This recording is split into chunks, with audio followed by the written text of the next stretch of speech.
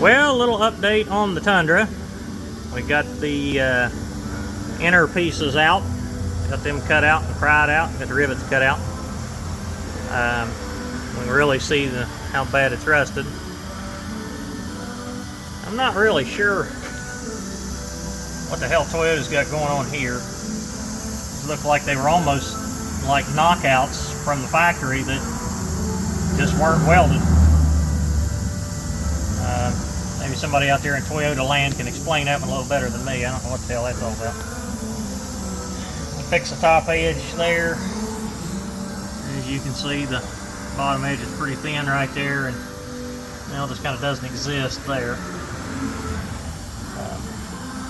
This side over here, a little bit worse.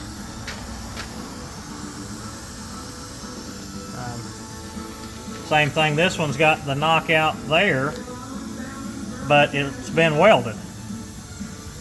And that's been welded at factory, so I don't know about that. I don't know what that's all about. Rusted out a little worse up here. Bottom lip of frame's still there above the spring hanger, but it's worse behind it. So, and some rusted out up that way. So here's what we got going on. I'll switch hands here. How we gonna fix this? Oh, rocking shit everywhere.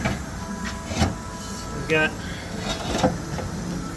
these panels like this. These are 1/4 inch steel plate. These will get cleaned up in here, welded in 100% all the way around, and then I've got another piece for the outside, and then we'll do the bottoms as a separate piece and then tie this all together, and do the same thing over here to the driver's side as well. But that's how we go about fixing these. So get a little farther on it and we'll check back.